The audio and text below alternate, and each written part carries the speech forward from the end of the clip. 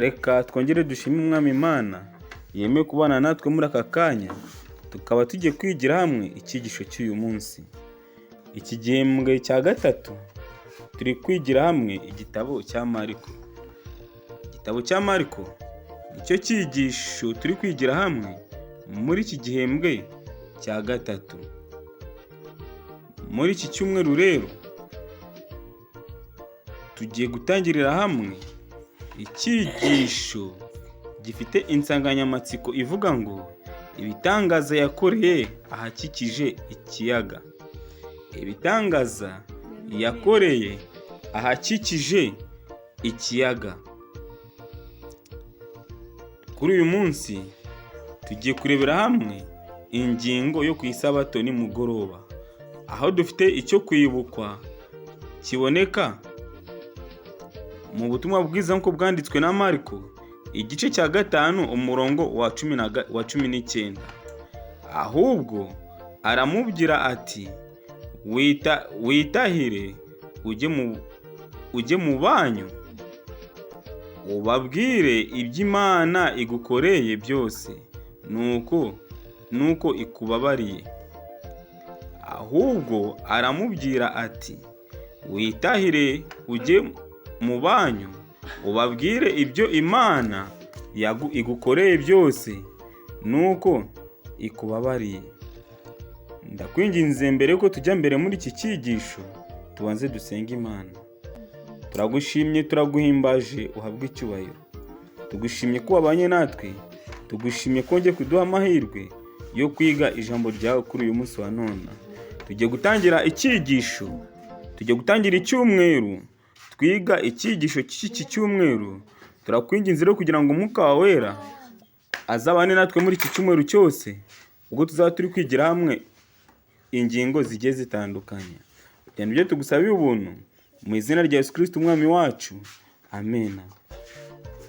Muri iki cyumweru rero amasomo tuzibandaho cyane ni amasomo azabashingiye cyane muri Mariko igice cya 4 umurongo wa 35 kugeza 41, Zaburi y'104 umurongo wa 19, ndetse no muri Mariko igice cya 5 umurongo wa 1 kugeza 43, ndetse no mu Kubara igice cya 27 umurongo wa 17.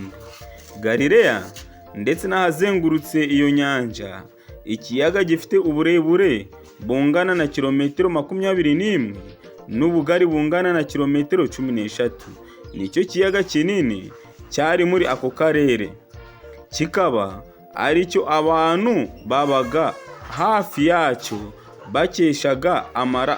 bakeshaga amaramuko. Umurimo wa Yesu ahanini wibanze muri Galileya, cyane cyane mu nyanja.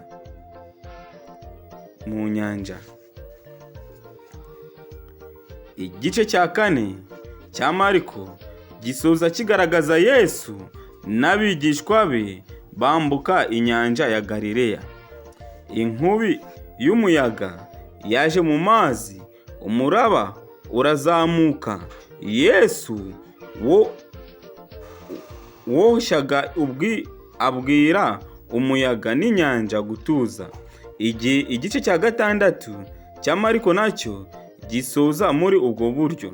Ariko noneho Yesu agenda hejuru y'amazi, asanga abigishwa be aho bari mu bwato.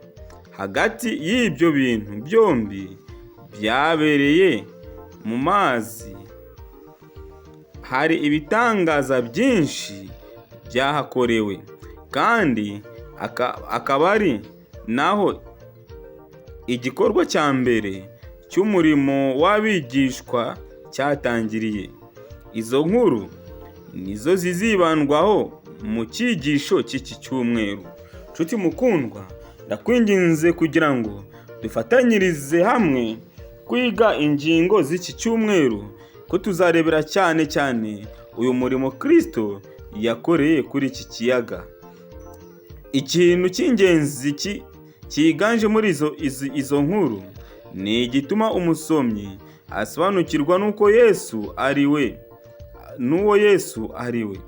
Niwe wenyine ushobora guhosha inkubi y'umuyaga, inyanja igatuza, agakiza abatewe na dayimoni, akaba ari we wakijije umugore ari uko akoze ku mwambaro we gusa.